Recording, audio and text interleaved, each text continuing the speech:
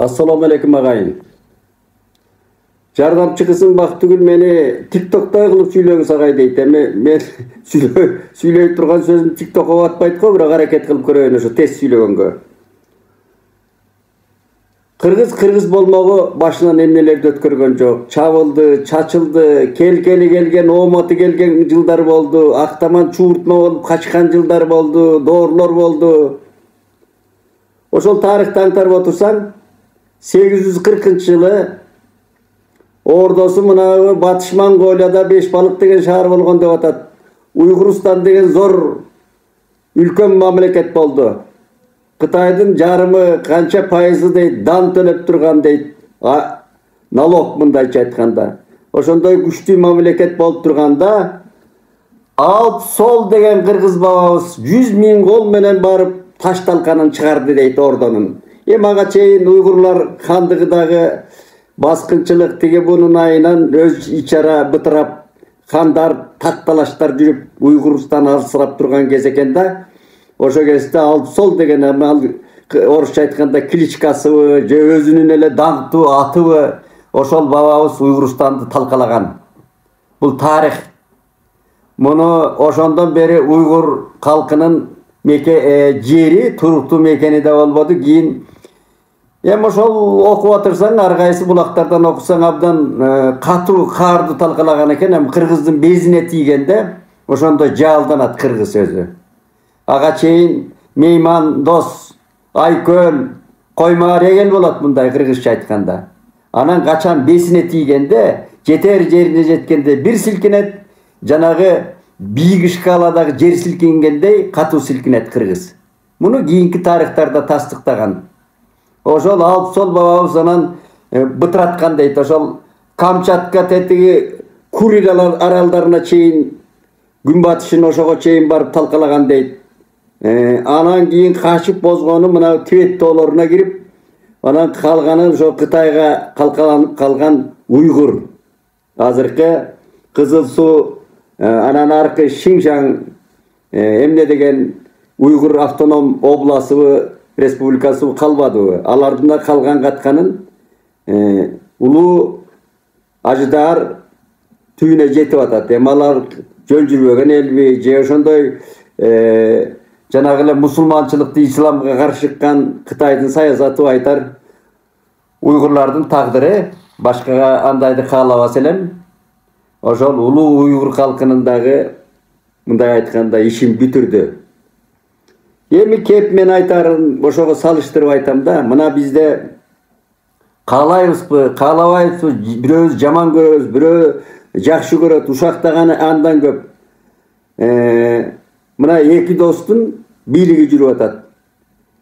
Жалпы бийлик, президенттик бийлик Садыр Жапаровда, анын көрсөтмөсү буйругу менен мына УКМКнын жетекчиси мындай айтканда Камчыбек Ташиев коррупция менен каралардын түйүнө жетип атат да мындай айтканда. Ошол Алп Сол бабабыздай күрөш жүргүзүп атат. Мына салыштырып айтканда.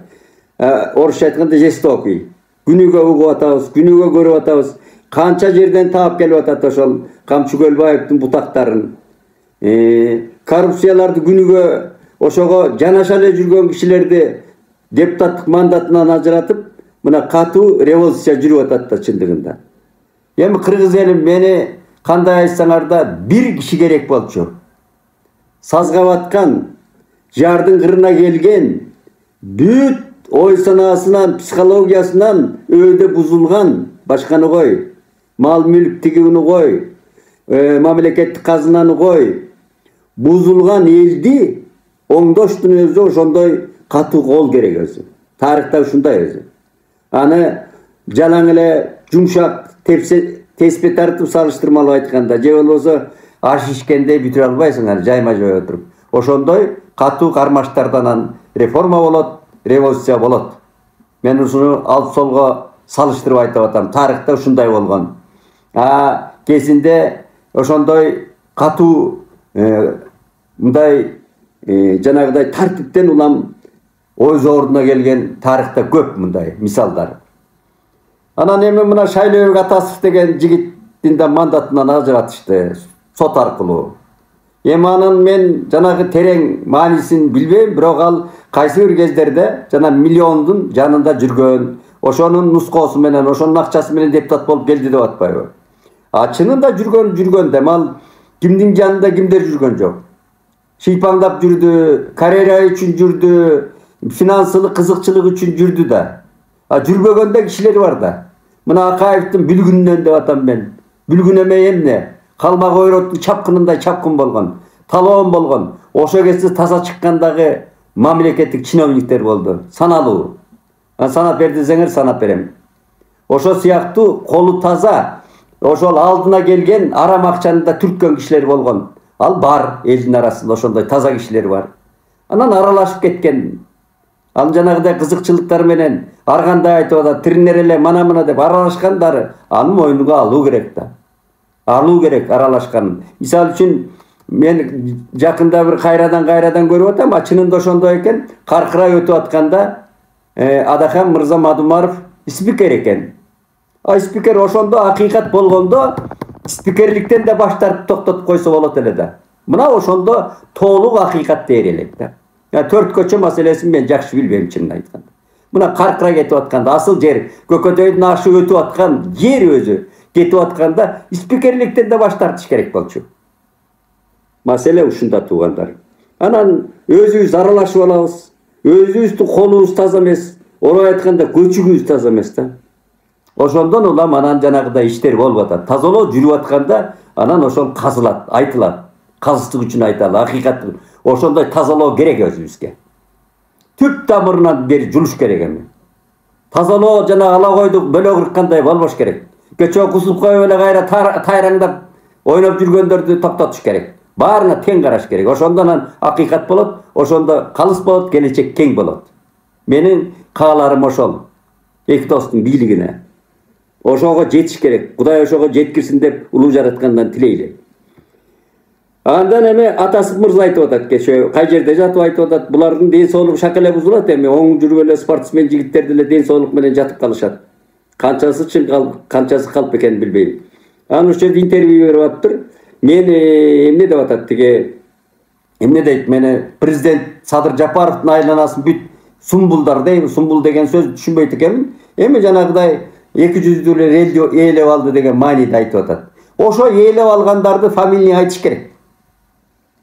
Шайлообек мырза, көкүрөк таза болсо, ниет таза болсо, акыйкатты эңсесең, ошолор так айтыш керек. Так айта турган учурлар келди да. Атың жисе да так айтыш керек. Анан эми депутаттыктан кетип атканда айтыш керек ошолорду. Жан айласы кылып айтасыңбы, же акыйкат кууп айтасыңбы, калыстык үчүн айтасыңбы, атын айтыш керек. Анан ороп алды. Анан тышкы душмандар, ички душмандар үчүнчү күч дейле беребиз. Акаевдин доорунан бери. Анын атын айтылбайт. Эч ким айта албайт да. Мына кыргыз интеллигенциясы да ошондой. Дүңүнөн сокконду жакшы көрөт. Фамилия орусча айтканда аты жөнүн атап айтуу керек. Ошондо биз кыргыз мамлекеттин келечегине, президентке, УКМК жетекчисине жардам берген болобуз. Атын айтуу керек. Алар айтып атпайбы ачык. Ачыктап эле чыгып атпайбы. Революция болуп атпайбы. Анан дүңүнөн согуп, анан табыш мактатып эмне кереги бар?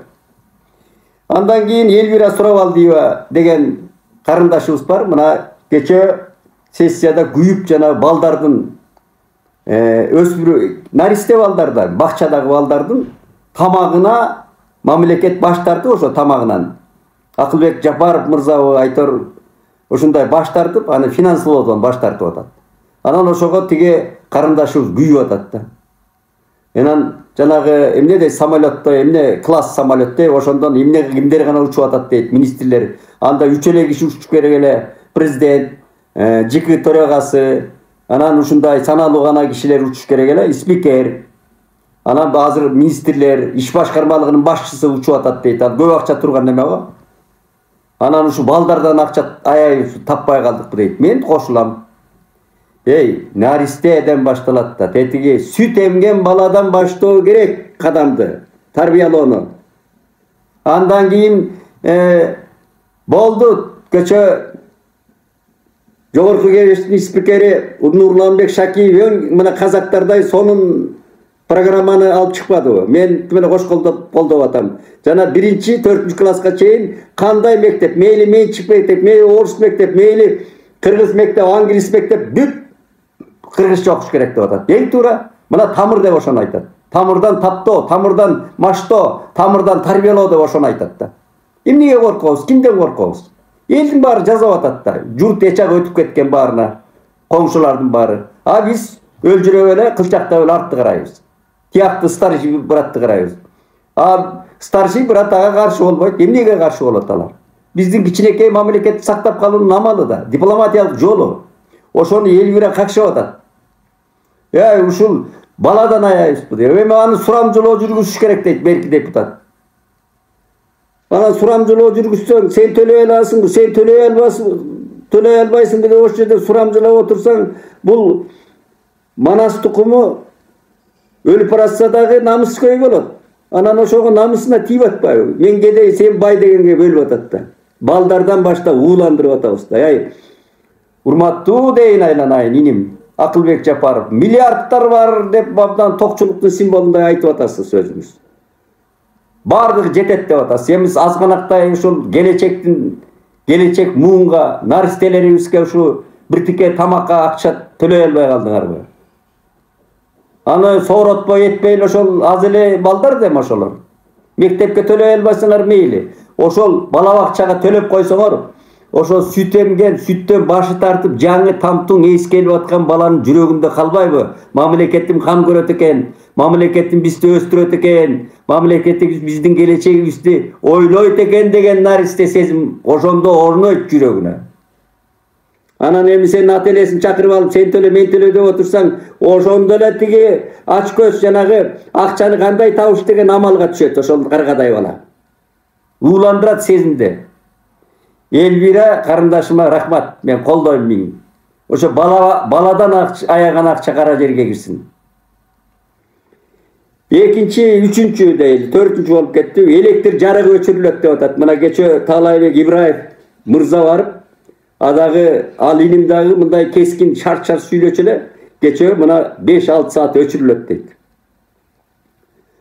Биз кайда, алтындар кайда, эмнелер кайда? 5 саат өчүрүлүп отурса, иштин бүткөнү да. Иштеп аткан бир тике цехтердин иши бүтөт. Жанагыда өнөр жай жанданып келатканда.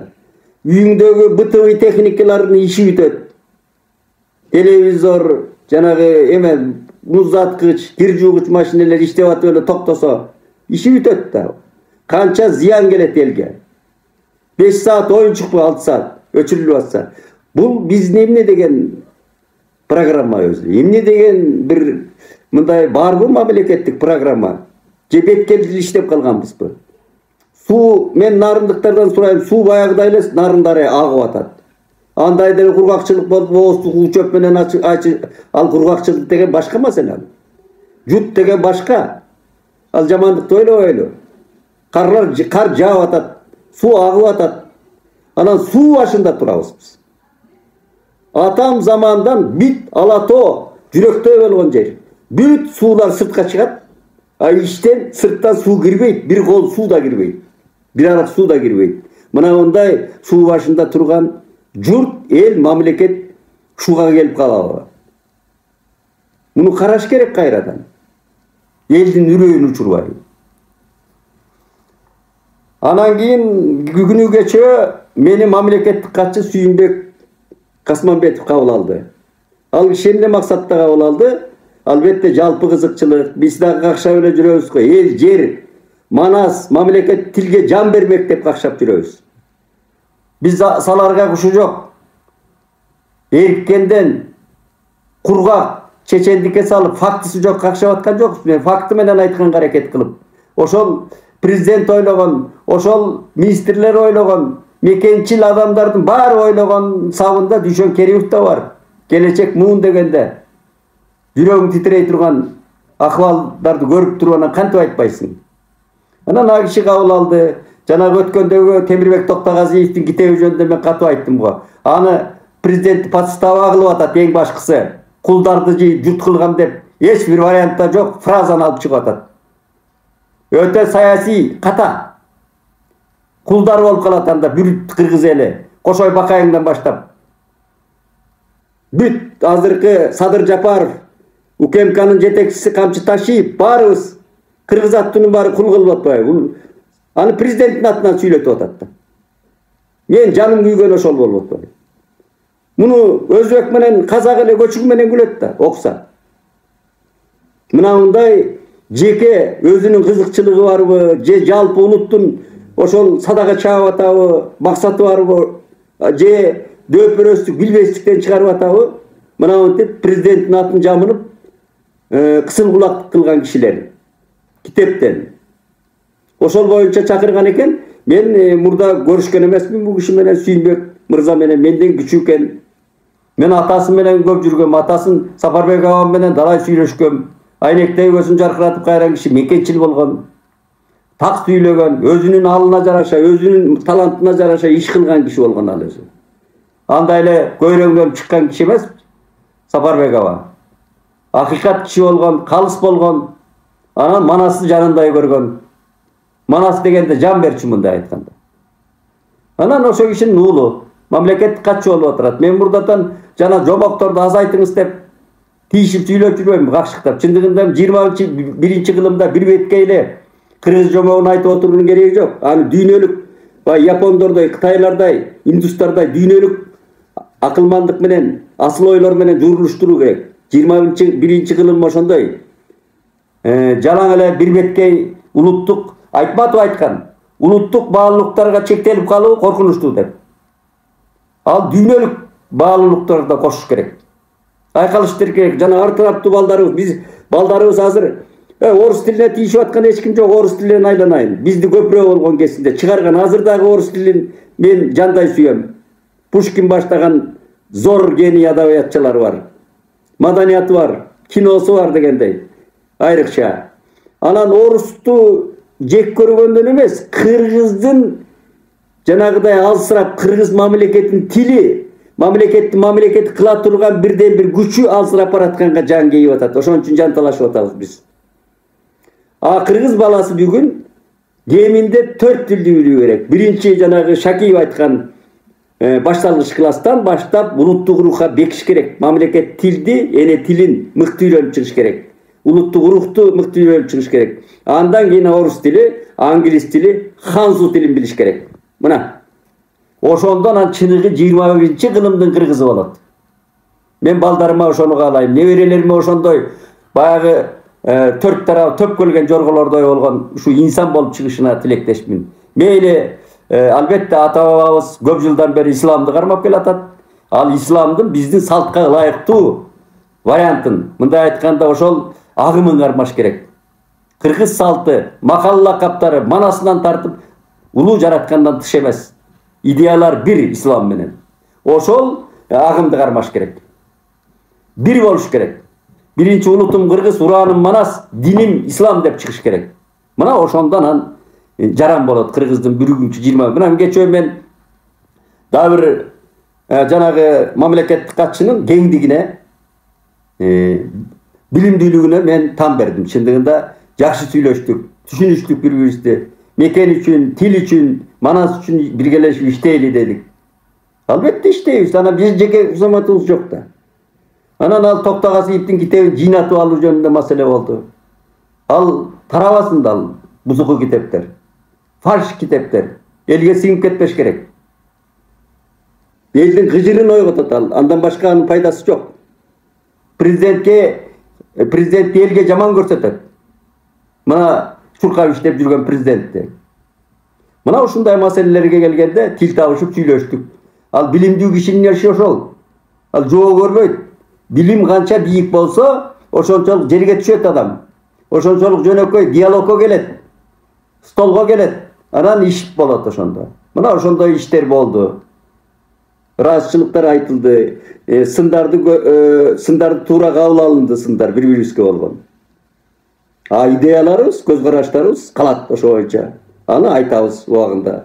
Андан дагы да айтайын, манас үчүн мамлекеттик тил, эне тилибиз үчүн, Ала Тоо үчүн жан бермек, кыска айтканда. Andan keyin geçe dagы men ömrümde bir kuvанычтуу окуя болду деп айтып койсом болот. Мына жогорку кеңештин 85 жылдыгына карата баягы орусча айтканда ветеран журналисттер чакырыптыр. Жогорку кеңештин төрагасынын орун басары вице-спикер Нурманбек Асыгалиев мырза тапшырды, бир залына чогултуп алып. Ошо жогорку кеңештин 85 жылдыгына карата төш белги, о медаль деп коелу, орден деп коелу, тамашалап тагып. Анан мага söz verildi. Ошондо мен айттым, ай, бул эми туугандар тамаша менен айтканда 36-жылы Сталин ооз бас үчүн ооз бас үчүн деп эле кыска айтайын. Ойлоп чыгарган идеологиянын бир түрү ошо орден медаль такмай болгон. Орден медаль тапканда дудук болуп калчу. Биз дудук болбойлу дедим. Жогорку кеңештин медалын алып алып дудук болбойлу туугандар биринчиден. Экинчиден мен бу жерге сыйлыктарга, ошо кур сыйлыктарга, субурасы кур сыйлыктарга каршы жазчумундайма.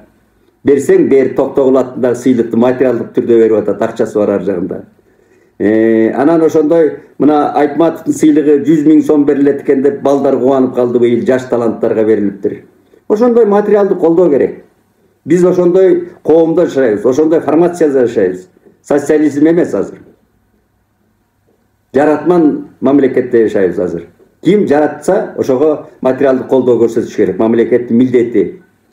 Эл алдында ошондой жаратмандык иш кылса. Анан ал жерде мен айттым, ушу дудук болбойлу, муну алып алып эле. Андан кийин анан парламентти сыйлагандан келдим. Бул парламент деген өнүккөн мамлекеттин бардыгында парламент бар. Парламент важак ошол жерде. Не курултай, не орусча айтканда, никакой тополоң тос. Жанагыдай көпчүлүк башкарбайт ал жерде. Парламенттик башкаруу, президенттик башкаруу. А парламентке таянуу, бул ошол элге таянуу деген сөз. Эгерде чыныгы шайлоолор болуп, жана бурмаланган шайлоолордун бары, жана айтып аткан миллиондор тигулар кандай келди? Акчанын күчү менен келишет алар. Аны Шайлдабекова деген айымды мен канчадан бери эмне булар жооп бербейт. Шайлооком жооп бериш керек ошо. Бурмаланып аткан шайлоолорду эмне үчүн көзөмөлдөбөйт? Ал жерде баягы илгертен бери отургандар бар. Алардын мындай айтканда төшөгү отурган креслосу да сасып кетти керек болсо, бузулду алар. Ошо алмаштырыш керек. Канай шайлоо мыкты өтүш керек биринчи. Акыйкат үчүн шайлооком жооп бериш керек ага. Созолонуп отурбаш керек ал жерде. Ал эмтеден даярданып, шайлоо өткөн жерлерге барып, шайлооком окууларды өткөрүп, семинарларды өткөрүп, элге ошол шайлоо кодекстерин тааныштырып, мыйзамдарын тааныштырып, такатак иш кылыш керек. Кабинетте эле отуруп алып, анан болбой отуруп алып иш жүргүзө бербей. Сазык, мына канча акча кетип атат эми шайлоолорго. Миллиондогон, 100 миллиондогон акчалар кетет экен. Кайра шайлап, шайлоону өткөрүш үчүн. Ага шайлооком тиешеси жокпу? Ушундай иштерди жасаш керек. Аман бололу. Ден соолукта бололу.